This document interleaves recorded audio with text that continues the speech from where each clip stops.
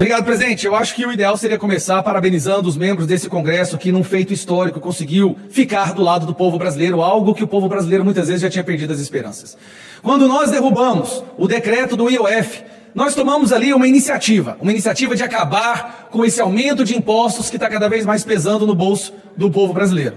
E aí, todos nós agora seremos obrigados a colocar as nossas armaduras e nos preparar para a guerra, porque foi isso que o governo decidiu fazer. O governo decidiu iniciar uma guerra. Caiu uma nova bomba no colo de Moraes que colocou ele entre a cruz e a espada. Meu muito bom dia para você nesse nosso primeiro encontro com justiça do dia de hoje. E agora eu vou te mostrar 3 coisas. Primeiro, que bomba que é essa, Deltan? Segundo, quais são as 2 opções de Alexandre de Moraes no meio dessa crise? E em terceiro lugar, qual é o meu palpite sobre o que o Moraes vai fazer? Isso com base em uma experiência pessoal minha com o Moraes. Deltan, como assim experiência pessoal sua com o Moraes? Eu vou contar pra você. Bora então direto ao primeiro ponto. Qual é essa coluna aqui que saiu na Malu Gaspar, no jornal O Globo? Oposição vê Alexandre de Moraes entre a cruz e a espada na crise do IOF. É o seguinte, gente. O PSOL entrou primeiro com uma ação no Supremo Tribunal Federal. Dia 2 de julho de 2025, agora são 14 horas e 30 minutos mais ou menos, horário de Brasília. Tá tudo bem? Espero que esteja tudo bem, que você esteja tudo bem. Deus abençoe a tua casa, Deus abençoe a tua família, Deus abençoe os teus filhos, Deus abençoe o teu casamento, o teu relacionamento, tudo que você tem, tudo que você faz, seja abençoado em nome de Jesus. Que a mão poderosa de Deus esteja sobre o nosso Brasil, sobre o povo brasileiro. Irmão, eu vou falar uma coisa para você de novo. Deus abençoe a Polícia Federal. Deus abençoe, irmão, o nosso Exército Brasileiro. Deus abençoe o Brasil, Deus abençoe o povo brasileiro, Deus abençoe o nosso presidente Jair Messias Bolsonaro, Deus abençoe o nosso presida, que a mão poderosa de Deus esteja sobre a sua vida para curá-lo e sará-lo, em nome de Jesus. Olá, nós chegamos hoje para trazer notícias para você, irmão, chegamos hoje para trazer notícias para você, para te informar sobre tudo que está rolando no mundo, no Brasil. Irmão, você sabia que está acontecendo uma movimentação gigantesca do nosso exército na direção da Venezuela? Você sabia que mais de 20 mil soldados estão sendo deslocados num pretenso exercício militar na fronteira com a Venezuela? Você sabia que centenas de blindados, obuseiros, lançadores de mísseis, helicópteros e aviões estão sendo deslocados de trem, de caminhão, de navio para a fronteira com a Venezuela? Mas é só um exercício de última hora que foi resolvido pelo Coter, assim, eles estavam meio sem o que fazer, irmão, e daí eles não sabiam muito bem, falaram, será que a gente vai dar uma banda? As nossas tropas estão muito quietas, tá todo mundo sem fazer nada, nós não temos dinheiro para o óleo diesel, irmão, chapéu sem aba, jornal sem letra, botina larga. Então os generais se reuniram do Coter, comando do Coter, disse, sabe de uma coisa? Vamos fazer uma operação na fronteira com a Venezuela?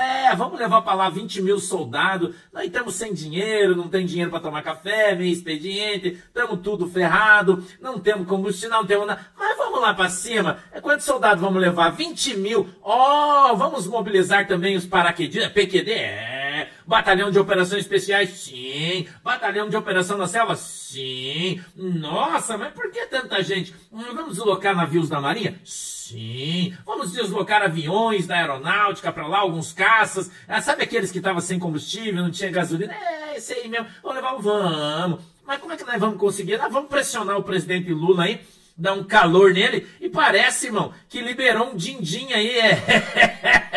Eu tô te contando coisa que ninguém conta pra você. Ninguém conta o que o desdobramento conta pra você. É notícia fresca, irmão. Fresquinha, irmão. Aí você pergunta por quê, né? Por quê? O que será que tá acontecendo que nós não sabemos? Aliás, vocês não sabem, né? O que será que tá acontecendo que vocês não sabem?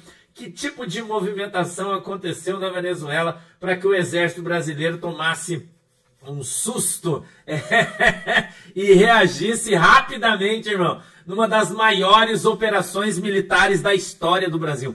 Uma das, se não a maior operação militar das últimas décadas do Brasil, em deslocamento de tropa, equipamento para a fronteira com a Venezuela, fechando um quadro aí nos 3 estados Mas é claro que o pastor Sandro é um fanfarrão, que ele não sabe de nada, não fala nada com nada e tudo que ele fala não acontece. É isso aí mesmo, né, irmão? Mas nós não estamos buscando fama, nós estamos apenas informando você. Irmão, é forte a conversa aí de uma manifestação de força do Brasil sobre a Venezuela, mostrando a prontidão das forças militares. Parece que eles queriam que nós tivéssemos frouxas armadas, né? Eu tenho avisado você faz tempo sobre isso aqui, né? Faz tempo que eu tô te falando, o nosso exército não são alguns generais bundões de Brasília. Eu já falei isso aqui pra você, né? Que o nosso exército é outra conversa. Deslocamento de equipamento do Rio Grande do Sul, de Santa Catarina, do Paraná, deslocamento de todos os belogas, deslocamento de obuseiros, irmão, 105, 115 milímetros, deslocamento de blindado, tanque de guerra, quer chamar, você chama, né, irmão? Um grande deslocamento de equipamento, de munição, de força real, de foguete. Sidney Varela, companheiro, Deus abençoe você. Parece que estão fritando teu chefe, né, Sidney? Você tá sentindo cheiro de fritura? Eu tô sentindo.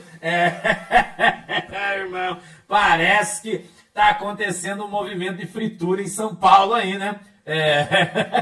Na verdade, eu já falei pra vocês que 2026 tá muito longe, né?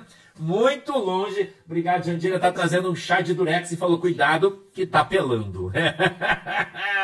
Irmão, parece que os irmãos foram pintar meio fio na Amazônia. Eu falei isso pra você, né? Tem gente que não acredita nas coisas que eu falo, mas, né, irmão, professor Beraldo, pastor, já engraxei meu coturno. Engraxa mesmo, professor Beraldo, que parece que a coisa tá esquentando lá no norte. Parece que, né? Ninguém entende por quê, né, professor Beraldo? Mas ninguém explicou e ninguém vai explicar, porque ninguém vai dar explicação sobre coisas que não tem explicação, não é? Mas, segundo informações de inteligência aí, né, está acontecendo a primeira fase desse exercício que os caras vão falar que já estava planejado, que isso aí é um planejamento antigo, que os caras estão fazendo um exercício que não tem nada a ver. Eles vão contar essa história aí pra você, né, irmão? Eles vão contar essa história pra você que não tem nada a ver, que isso aí é apenas mais um exercício militar lá no norte do país, na operação. Eu não sei nem como é que é o nome da operação, né, Thiago? Mas tem umas notícias delas aí, eu mandei pra você umas notícias, dá pra você ir municiando a gente aí, né? É umas notícias aí, irmão, dessas coisas que tá acontecendo, entendeu? No show aí, Thiago, do Exército? Você é o Thiago. Toma um café aí, Thiago. Toma um café aí. Não, sei não, também. Não mandei pra você. Meu Deus do céu, como é que eu cometi essa gafe? Deixa eu, vou mandar pra você aqui então, Vaso. Meu Deus do céu, aqui eu achei ela aqui, opa, encaminhar. Eu preciso mandar aqui pra você aqui, irmão Vidal. Tá aqui já, tá no Blue Sky. Aí no Blue Sky, dá uma olhada aí no Blue Sky. Aí pra você a notícia, esqueci, me perdoa aí, Thiagão, eu tô te cobrando e não mandei a notícia pra você, hein? Já tá na rede aí, irmão. Nós recebemos esse vento ontem aí de um deslocamento de tropa acelerado aí, né? Irmão, acelerado, deslocamento de tropa. Aí não sabia, mas daí um irmão já postou no YouTube aí o negócio aí, daí já dá pra nós falar já. Que quando não posta, não podemos falar, né, irmão? Porque ninguém sabe, aí não dá pra nós cantar. Mas agora já dá pra cantar, porque já tá a notícia. Pode ser só um print, viu, Thiago? Pode ser só um print aí, se você fazer um print só, você já pode mandar aí. E a gente já põe um print. Só para embasar o que nós estamos falando, tá muito frio aqui, irmão. Muito frio, tá 12 graus aqui. Para nós, esse aqui é muito frio, né? 12 graus. A Jandira já acendeu o fogão a lenha na cozinha, tá com a lareira acesa. E se vacilar, nós vamos fazer mais uma fogueira no meio da sala. Desculpa. Aqui tá frio pra caramba, irmão. Nós estamos tudo escondidos aqui do frio.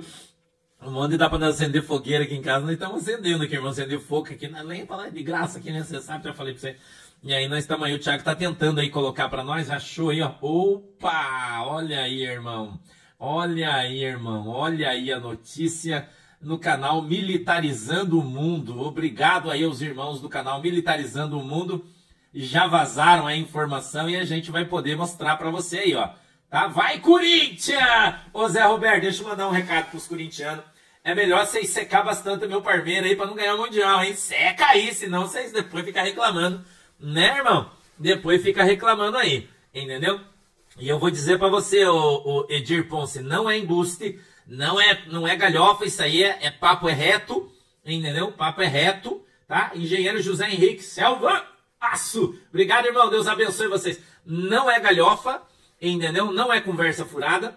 É um deslocamento fortíssimo de tropas, entendeu? É verdade, tudo que tá aí é verdade, ok? É verdade, tá?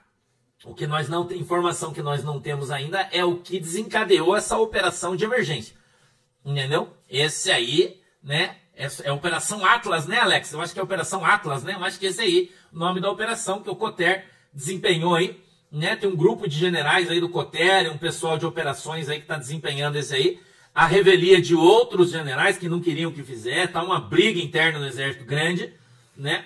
Mas o Coter prevaleceu e aí foi enviado para lá.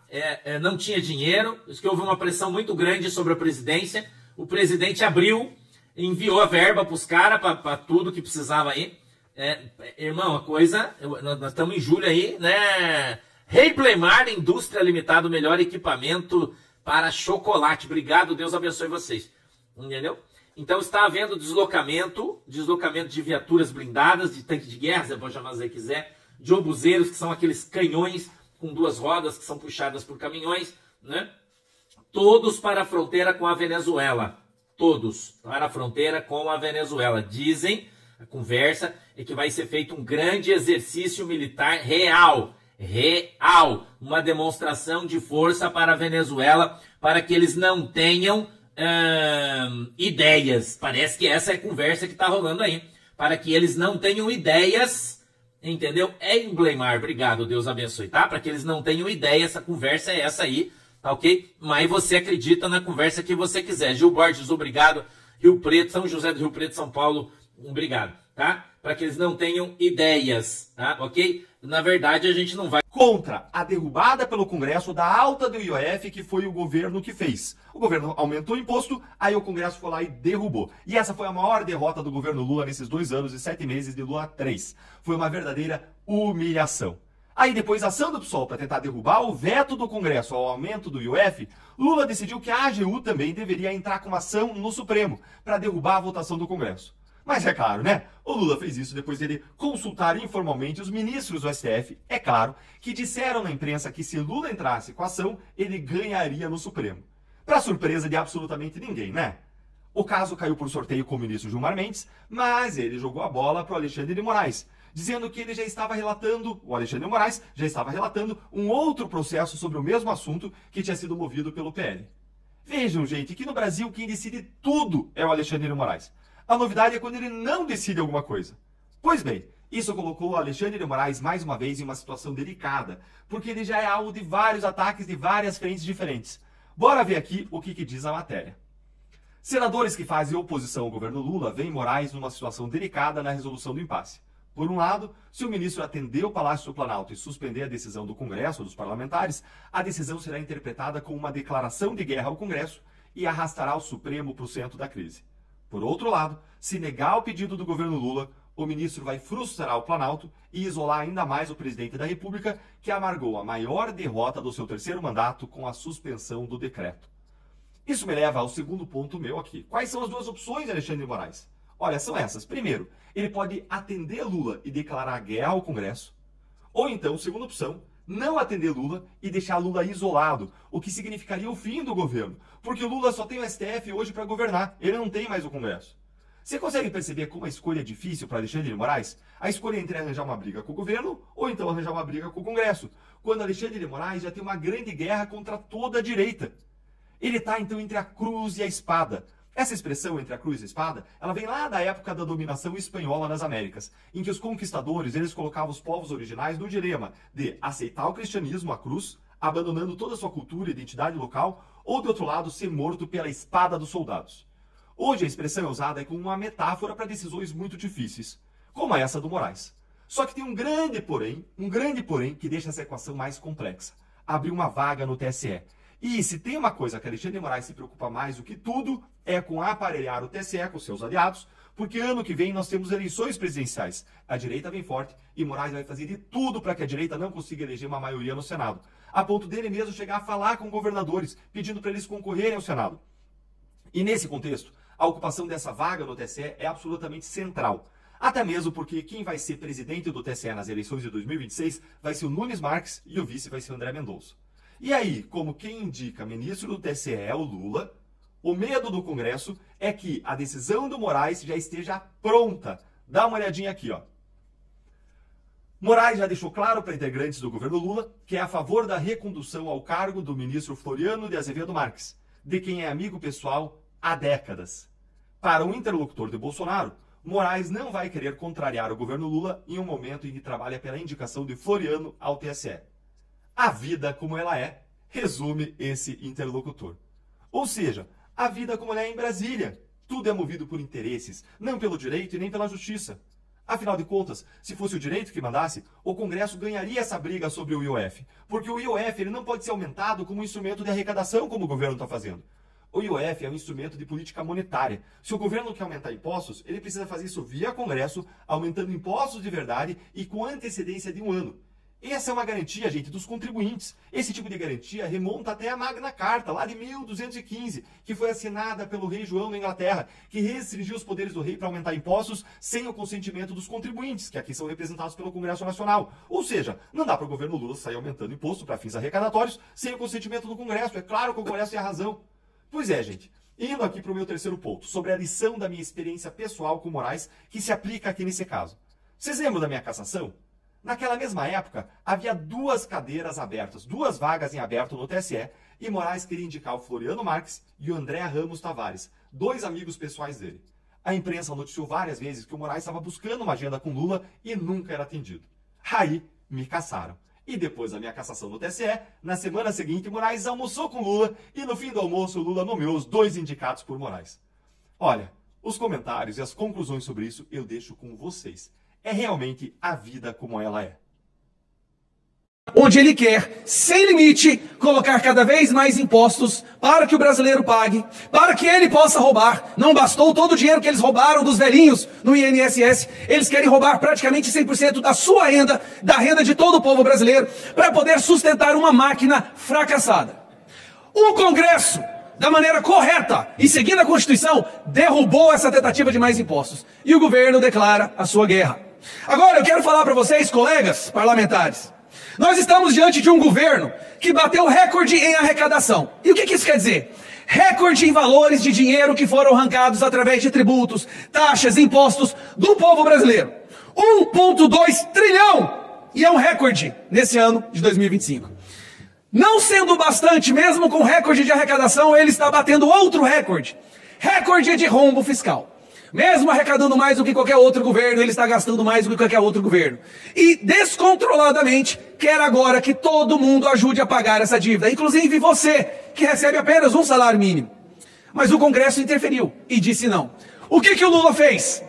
Perdeu o Congresso e decidiu acionar o seu escritório despachante do Supremo Tribunal Federal. E agora nós sabemos qual será a decisão. A decisão vai ser considerar inconstitucional mais um ato da casa que escreveu a Constituição. É isso que se reduziu o Congresso no Brasil, se nós não reagirmos.